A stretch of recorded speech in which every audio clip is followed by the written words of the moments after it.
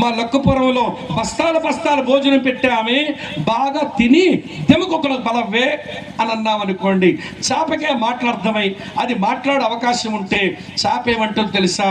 నన్ను ఎందుకండి చంపుతారు ఇక్కడ తెచ్చి మీ లొక్కపురం కళింగపట్నంలో, మళ్ళీ సముద్రంలోనే వదిలేయండి. ఏదో ఒక చిన్న పురుగు, ఏదో ఒక చిన్న గింజ దొరికితే అక్కడే నాకు తృప్తి ఉంటుంది. కానీ లొక్కపురంలో మీరు బస్తాల బస్తాలు భోజనం పెడితే ఇక్కడ నాకేమి తృప్తి ఉంటుందండి? నీటిలోంచి నన్ను లాగేశారు, మళ్ళీ నీటిలో పెట్టేయండి, నాకు తృప్తి వస్తుంది అని ఉంటుంది చేప. అర్థమవుతుందా? ఆకాశంలో ఎగిరే పక్షి దాన్ని పట్టుకొని తీసుకుని వచ్చి పంజరంలో పెట్టి, పక్షి మా లొక్కపురములో బస్తాలు బస్తాలు భోజనం ఉంచామే, బాగా తిని బలిసిపో అని అంటే పక్షి అంటది, నన్ను ఎందుకంటే చంపుతారు? నన్ను అలా ఆకాశంలో వదిలేరు. ఎక్కడో దొరికే చిన్న పురుగు, ఎక్కడో దొరికే చిన్న గింజ తిని ప్రశాంతంగా తృప్తిగా ఉంటుందండి. మీరు పంజరంలో పెట్టి బస్తాలు బస్తాలు భోజనం పెడితే నాకు తృప్తి ఏమొస్తుందండి? నేను ఆకాశంలో ఉండవలసిన దాన్ని అక్కడే నన్ను వదిలేయండి, అక్కడే నాకు తృప్తి. చేపక తృప్తి నీటిలో, పక్షిక తృప్తి ఆకాశంలో. మట్టిలో నుంచి ఒక గడ్డి పెరకని పీకేసి, ఓ గడ్డి పెరక ఈ గాజద్దం మీద పెట్టాని నీళ్ళు పోస్తా, ఇక్కడేమో నీకు ఎరువేస్తా, నీకు గురమోరేస్తా, బాగా బలిసిపో అని అంటే ఆ గడ్డి పోస అంటే దానికే మాటలు వస్తే, నన్ను ఎందుకండి చంపుతారు? ఆ నేల మీద పడేయండి, మీ గురమోరు అక్కర్లేదు, మీ ఎరువులు అక్కర్లేదు, మీ నీళ్ళు అక్కర్లేదు, ఆ నేలలో ఉన్నది ఏదో పీల్చుకు తృప్తిగా బతుకుతానండి. గడ్డి పోసకు తృప్తి నేల మీద ఉంది, చేపకు తృప్తి నీటిలో ఉంది, పక్షికి తృప్తి ఆకాశంలో ఉంది. ఓ మనుషులారా, మీకెక్కడ ఉంది తృప్తి? ధనములో ఉంటుందా? నువ్వు ధనం నుంచి వచ్చావా? జ్ఞానములో ఉందా తృప్తి? నువ్వు జ్ఞానము నుంచి వచ్చావా? విలాసవంతమైన జీవితం ఉందంటావా? నువ్వు విలాసవంతమైన జీవితం నుంచి వచ్చావా? త్రాగుడులో తృప్తి ఉందని అనుకుంటున్నావా? త్రాగుడు నుంచి పుట్టావా? లేక లైంగిక పాడు జీవితంలోంచి తృప్తి ఉందనుకుంటావా? నువ్వు లైంగిక జీవితంలోంచి వచ్చావా? లేదు ప్రియులారా, ఈయనైనా వేదిక మీద ఉన్న పెద్దలైనా ఈ సేవకులైనా నా ముందు కూర్చున్న మీరైనా మనమందరము సృష్టికర్త అయిన దేవునిలో నుంచి వచ్చాము. తిరిగి దేవునిలోనికి వస్తేనే తృప్తి, అంతే. నువ్వు దేవుని వదిలేసి ఎంతన్నా గడించు, మేడలే కడతావో, మిద్దెలే కడతావో, ధనమే సంపాదించుకుంటావు, దశకమే సంపాదించుకుంటావు, బంధు బలగమే పెంచుకుంటావో, ఆస్తిపాస్తులే పెంచుకుంటావో, చివరి కండబలమే పెంచుకుంటావో, జ్ఞానమే పెంచుకుంటావో, దేవుని మినహాయించి దేవునికి వేరుగా నువ్వు ఏమి చేసినా నీకు తృప్తి ఆనందం రాదు. చేపక తృప్తి నీటిలో ఉంది, పక్షిక తృప్తి ఆకాశములో ఉంది, గడ్డి పోషక తృప్తి నేల మీద ఉంది, నీకు తృప్తి నిన్ను పుట్టించినోడ్లోనే ఉంది. ఆయనకు దూరంగా బతికితే ఎట్లా? దావీదు అంటున్నాడు, నేనేం చేశానో తెలుసా? నేను ఆయన బయటకు వచ్చిన నేను మళ్ళీ ఆయనలోనికే వచ్చాను. ఆ యెహోవా నా కాపరిగా చేసుకొని ఏలేమీ లేకుండా బతుకుతూ ఆయన లోపలికి వెళ్ళిపోయాను. అక్కా చెల్లి, లక్కపురం గ్రామస్తులారా, పరిసర ప్రాంతాల నుంచి వచ్చిన వాళ్ళారా, ముగించేస్తున్నాను వినండి. నేను మీరు మనమందరము ఆయనలోనికి రావాలని ఆయన శరీరముతో లోకానికి వచ్చి కాపరిగా మారి శిలువ మీద వేలాడి అరికాలు మొదలుకొని నడినెత్తి వరకు మొత్తం అన్ని కన్నాలు చేసేసుకున్నాడు. తల మీద పెట్టబడిన ముళ్ళ కిరీటం తలను కన్నాలు చేసింది.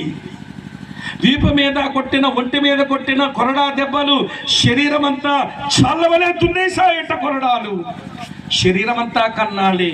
కాళ్ళు చేతుల్లో పెట్టబడిన ఆ శీలలు అవి కూడా కన్నాలు చేశాయి. ప్రక్కలో పొడవబడిన బల్లెపు పోటు ఇది కూడా కన్నం చేసేసింది.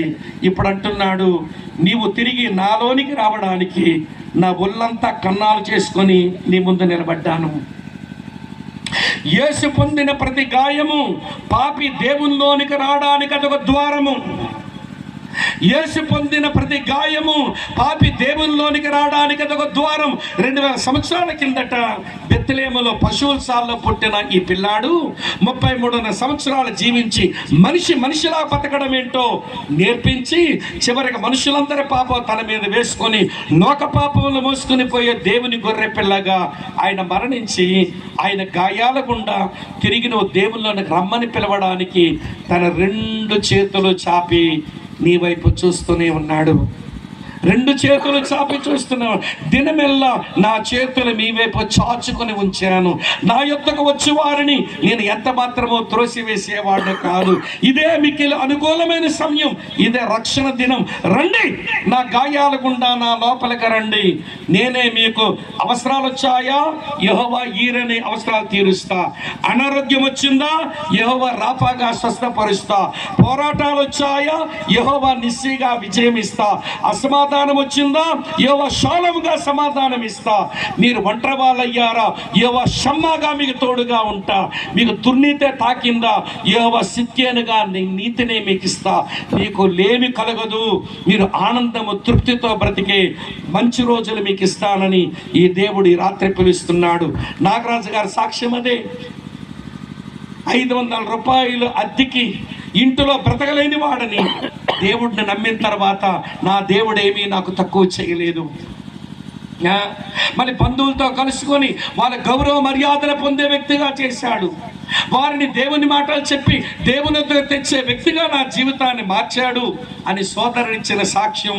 ఇప్పుడు దావీదు పాడిన క్రిస్మస్ పాట ఇన్ని విన్నాక ఇంకా నేను లోపలికి రాను, ఊరి మీదే తిరుగుతాను, దేవునిలోనికి రాను, బ్రతుకును మార్చుకోను, నా పాపాలే నాకు బాగున్నాయంటే నేనుకెవడ బాగు చేసేది చెప్పు? ముందు తప్పేం లేదు, నీ ఇష్టం. క్రైస్తవ భక్తిలో బలవంతాలు ఉండవండి. దేవుడు చెప్పిన ఈ క్రైస్తవ విశ్వాసంలో బలవంతములు మా దేవుడిగా బలవంతం చేయడం రాదు. ఆయన ఏమన్నాడు తెలుసా? ఇదిగో తలుపునొద్ద నిలిచుండి. ఏం తోసుకొని రాలేడా? తోసుకొని రాగలడు కానీ రాడు. ఎవరి జీవితంలోకి తోసుకుని రాడు. నేను తలుపునొద్ద నిలుచుండి తడుతున్నాను, తలుపు తీస్తే నీ బ్రతుకులోనికి వస్తాను. నీ బ్రతుకులోకి నేను వస్తే నీ దిశ నీ దశ అన్నీ మార్చి నువ్వు సంఘానికి, సమాజానికి, నీ కుటుంబానికి ఒక ప్రయోజనకరమైన వ్యక్తిగా మారుస్తానని చెప్పడానికే ఈ 2 రాత్రులు సభలను ఏర్పాటు చేసి నీతో మాట్లాడుతూ ఉన్నాడు. ఆయన నీ జీవితంలోకి పిలుస్తావా? నువ్వు ఆయనలోనికి వస్తావా? నీ బ్రతుకులోనికి ఆయనను పిలుచుకుంటావా?